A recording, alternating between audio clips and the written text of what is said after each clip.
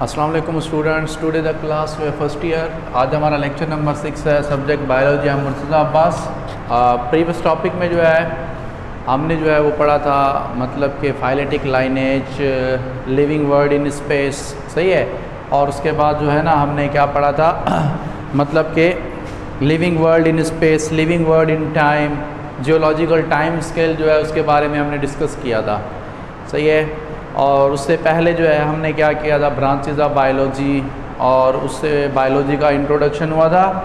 और इंट्रोडक्शन से पहले जो है ना मैंने आपको जो इंट्रोडक्शन के बाद मैंने आपको जो है ना 5 किंगडम सिस्टम भी पढ़ाया था, सही है। अभी जो है नेक्स्ट जो हमारा जो टॉपिक, आज का जो टॉपिक है वो हमारा है biological method. What is a biological method? Biological methods क्या होता है? बायोलॉजिकल मेथड्स वो मेथड होता है is use to resolve the biological problem, सही है। मतलब हम इस मेथड, बायोलॉजिकल मेथड को यूज़ करके ना हम क्या करते हैं, कोई भी बायोलॉजिकल प्रॉब्लम होती है ना उसको हम सॉल्व करते हैं, सही है। Biological method is use to resolve the biological problem.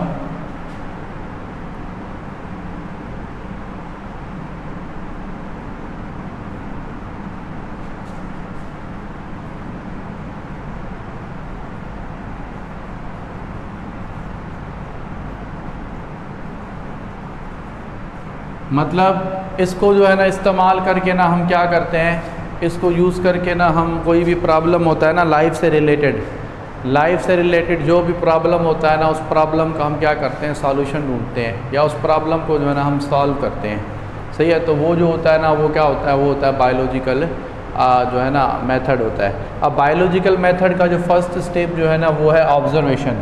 Observations में क्या होता है, ऑब्जर्वेशन का मतलब होता है कि मुशाहिदा करना। ऑब्जर्वेशन में जो है ना हम आइडेंटिफिकेशन करते हैं किसकी, बायोलॉजिकल प्रॉब्लम। मतलब कोई भी प्रॉब्लम है ना, उस प्रॉब्लम से रिलेटेड कोई भी इंफॉर्मेशन होती है ना उसको हम क्या करते हैं, कलेक्ट करते हैं। तो ये to collect the relevant information about problems, मतलब प्रॉब्लम से रिलेटेड जो भी इंफॉर्मेशन होती है ना उसको हम क्या करते हैं, इकट्ठा करते हैं। उसको क्या करते हैं, इकट्ठा जो है ना हम करते हैं, सही है। तो वो जो फर्स्ट जो स्टेप होता है वो होती है हमारी ऑब्जर्वेशन। ऑब्जर्वेशन में हम जो है ना क्या करते हैं, ऑब्जर्वेशन में हम जो है ना रिकॉग्नाइज़ करते हैं कि जो उस प्रॉब्लम जो होता है ना उसको पहचानते हैं। पहचानने के बाद जो है ना उसका सॉल्यूशन ढूंढने की कोशिश करते हैं। वो जो होता है ना वो सारा का सारा बायोलॉजिकल मेथड में ही आता है।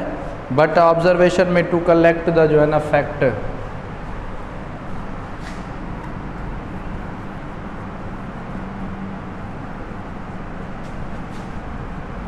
अभी फैक्ट मतलब हकीकत जो होती है ना उसको क्या करते हैं, हम इकट्ठा करते हैं। जो भी हकीकत होती है जो भी उसके बारे में मालूमात होती है ना तो उसको हम क्या करते हैं, कलेक्ट करते हैं। तो वो जो होता है ना वो क्या होती है, ऑब्जर्वेशन। ऑब्जर्वेशन के बाद जो सेकंड स्टेप होता है ना वो होता है हमारा क्या, मतलब कि डेटा कलेक्शन।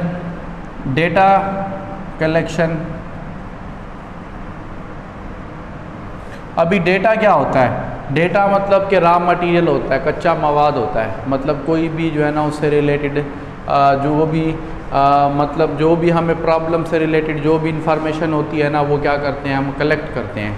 तो वो जो होती है ना वो हमारा डेटा कलेक्शन होता है। डेटा कलेक्शन के बाद हमें क्या करते हैं, एक स्टेटमेंट देते हैं। एक गैस लगाते हैं, उस गैस को हम कहते हैं हाइपोथेसिस।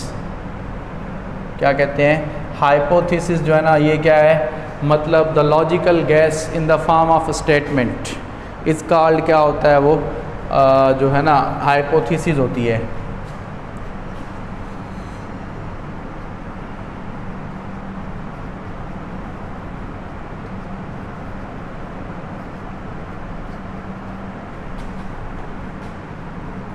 द लॉजिकल जो होता है ना gas in the form of statement.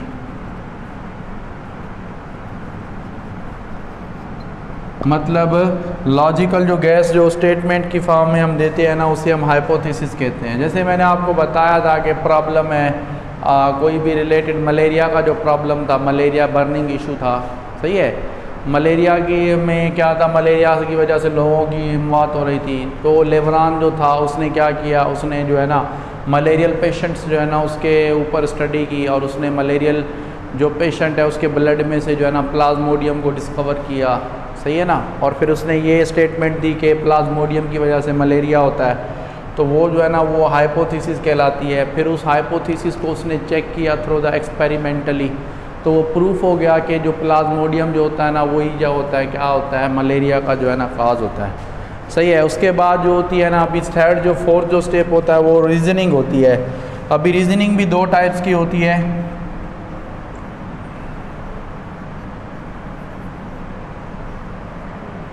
सही है। रीजनिंग कितने टाइप्स की होती है? दो टाइप्स की होती है, एक होती है इंडक्टिव और एक होती है डिडक्टिव।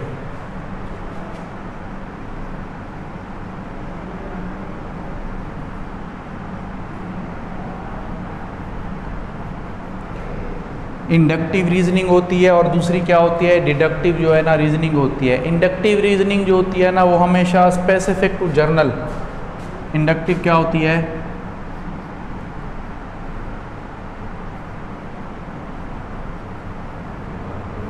स्पेसिफिक टू जर्नल होती है, और जो डिडक्टिव होती है ना जर्नल टू स्पेसिफिक।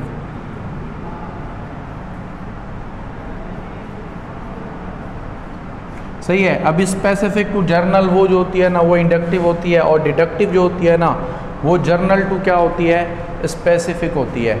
अच्छा, अभी इंडक्टिव में जो है specific to journal,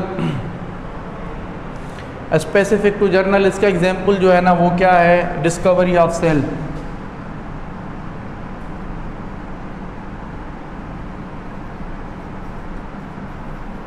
discovery of cell की जो डिस्कवरी होती है ना उस पर फॉर एग्जांपल देखें, रॉबर्ट हुक ने क्या किया, रॉबर्ट हुक ने 1665 में उसने सेल को डिस्कवर किया।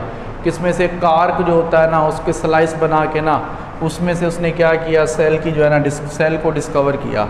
डिस्कवरी ऑफ सेल जो है ना वो किसको जाता है, वो जो है ना वो मतलब वो जाता है रॉबर्ट हुक को।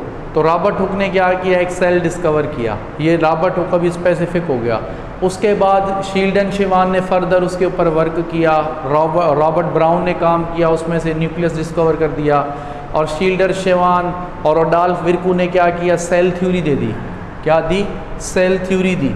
तो अभी देखें डिस्कवरी क्या, सेल हुई, सेल स्पेसिफिक हो गया, वो रॉबर्ट हुक ने किया। उसके बाद फर्दर मुसलसल जो है ना साइंटिस्ट ने उसके ऊपर वर्क किया, और न्यू जो है ना उसमें से जो थिंग्स जो है उसको आइडेंटिफाई किया, सही है। तो वो जो है ना वो क्या कहलाएगा, वो जो है ना जो सेल थ्योरी दी, तो मतलब ये भी जर्नल हो गया। मतलब एक स्पेसिफिक था वो रॉबर्ट हुक जिसने उसको डिस्कवर किया, और उसके बाद जो है ना सब ने क्या किया, सब साइंटिस्ट ने जो है ना उसके ऊपर वर्क किया, जिससे वो क्या हो गया, वो जर्नल बन गया। मतलब वो जर्नल स्पेसिफिक टू क्या हुआ, वो जर्नल हुआ। आपकी बुक में ऐसे ही जो है ना उसको डिफ़ाइन किया हुआ है। मतलब एक ख़ास से जो है ना ये काम हो जाए, मतलब डिस्कवर एक ने किया, उसके ऊपर क्या हुआ, फर्दर साइंटिस्ट ने वर्क किया और उसको जर्नल कर दिया, सही है। और उसके बाद जो है ना फिर क्या है, डिडक्टिव रीजनिंग होती है।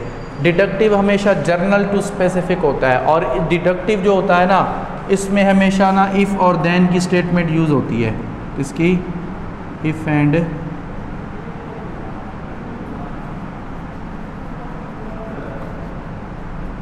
देन जो होता है ना उसकी स्टेटमेंट जो है ना यूज़ होती है। इफ़ एंड देन की क्या होती है, स्टेटमेंट जो होती है ना वो इसमें यूज़ होती है डिडक्टिव में। वो जर्नल टू क्या होता है, स्पेसिफिक होता है। जर्नल टू स्पेसिफिक जो होता है वो डिडक्टिव होता है। इसमें इफ़ और देन की स्टेटमेंट को हम क्या करते हैं, यूज़ करते हैं।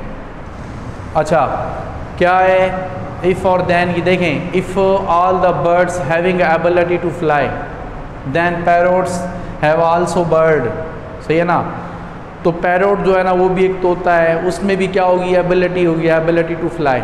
समझ रहे हैं ना, जर्नल टू स्पेसिफिक, समझ रहे हैं ना।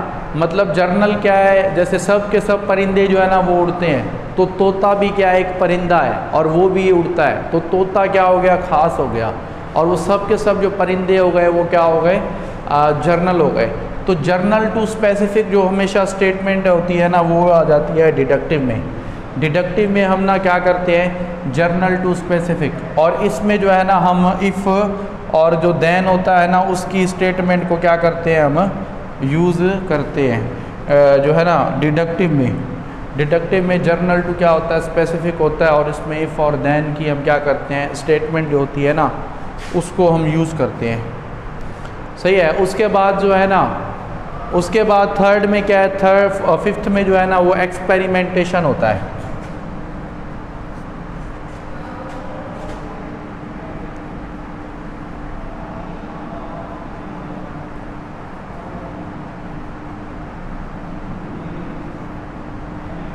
अभी एक्सपेरिमेंटेशन जिसको हम क्या कहते हैं, तजर्बा कहते हैं। मतलब अभी जो भी हमने गैस लगाए हैं या जो भी हमने स्टेटमेंट दिए है ना, उसको हम क्या करेंगे, उसको चेक करेंगे थ्रू द एक्सपेरिमेंट। आइदर वो जो है ना सही है या वो गलत है।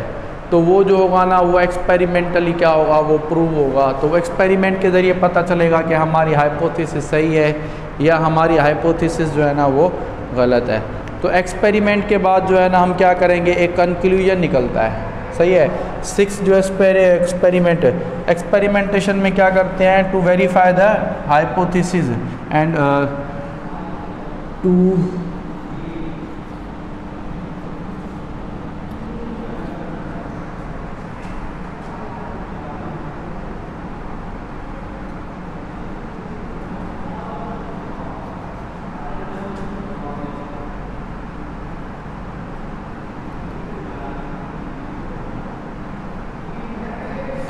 To verify the deduction and finally जो है ना हाइपोथेसिस। मतलब हम क्या करते हैं, डिडक्शन और जो हाइपोथेसिस होता है ना उसको वेरीफाई करते हैं थ्रू द एक्सपेरिमेंटेशन। अच्छा, उसके बाद फिर जो होता है ना हमारा कंक्लूजन होता है। 6 जो स्टेप ये होता है ना उसमें कंक्लूजन होता है।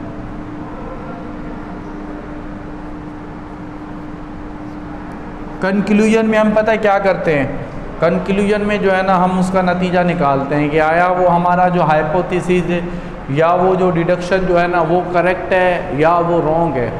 सही है। तो वो जो करेक्ट और जो रॉन्ग जो होता है ना वो हमारा कंक्लूजन के ज़रिए पता चलता है, एक्सपेरिमेंट के ज़रिए पता चलता है। उसके बाद फिर हम क्या करते हैं, एक नतीजा निकालते हैं, कंक्लूजन निकालते हैं। और उस कंक्लूजन में जो है ना हमें हाइपोथेसिस जो होती है ना, टू एक्सेप्ट जो है ना, टू जो है ना एक्सेप्ट आर द रिजेक्ट जो होती है ना हाइपोथेसिस।